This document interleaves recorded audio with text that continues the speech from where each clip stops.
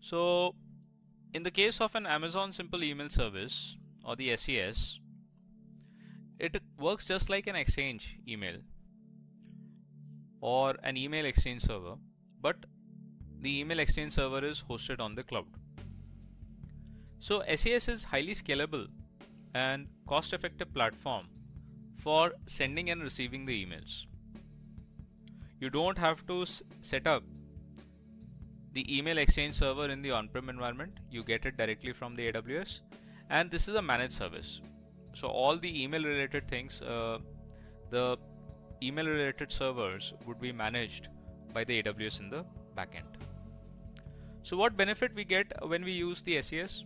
It reduces the complexity of building an in-house email solution and installing and operating a third-party email solution and managing it.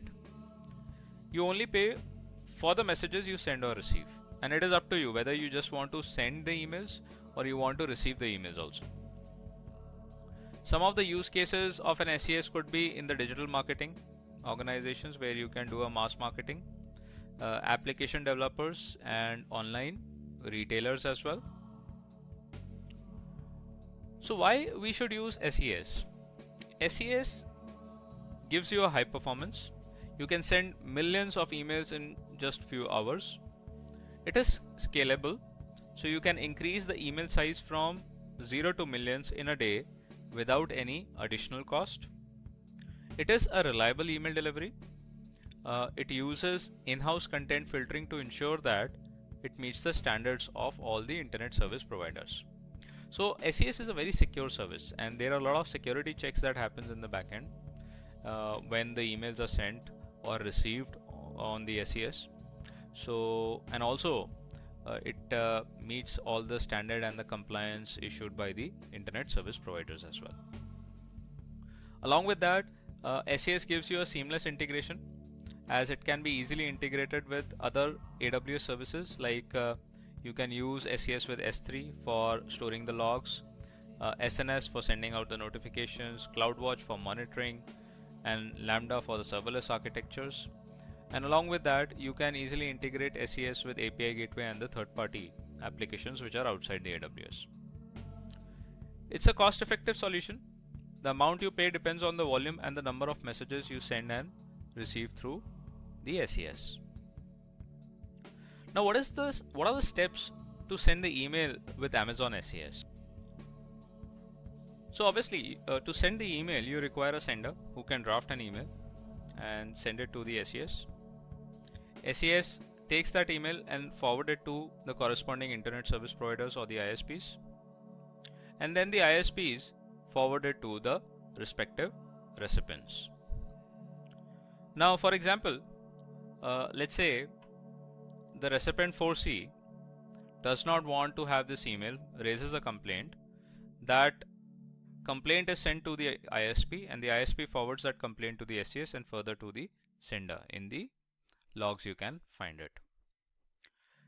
If a recipient is not available, his or her inbox is completely full, then in that case the bounce back notification is sent to the SES, and then the SES sends that notification to the sender. If the email is sent to the recipient, the recipient has read that email, then the acknowledgement can also be sent to the sender. This is a procedure of just sending the emails. To receive an email, there is a separate procedure that you need to follow. You need to first verify your domain. Domain means like from which domain you are going to send an email. Let's say if you're working in an organization and organization has created your email ID, so that domain you are going to specify. Then you have to publish an MX records also. So these records specify which mail server can accept the mail sent to your domain. Then you need to give permissions so that it enables SES to push an SNS topic or write email to S3. You can attach the policies also. Then afterwards there are some IP address filters also. You can activate them, and with the help of an IP address filters you can reject some emails or reject the sources from where the emails are being sent. You can put them in spam also. And then the fifth point is you have to create a receipt rule. So receipt rule defines what has to be done with an email. Should that be sent to a particular domain, or should that be sent to a particular email ID? And it is something based on the settings defined. So this is basically how the receiving of an email rule is created. So what are the operations done by SES after it receives the email? So here you can look into the steps.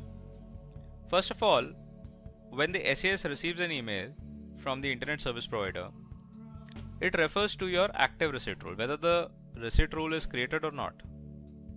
Then it looks into if there are any matches to reject the email. If there are not any matches, it rejects the email. And if not, if the email is fine, then it is going to forward it to perform the virus scan.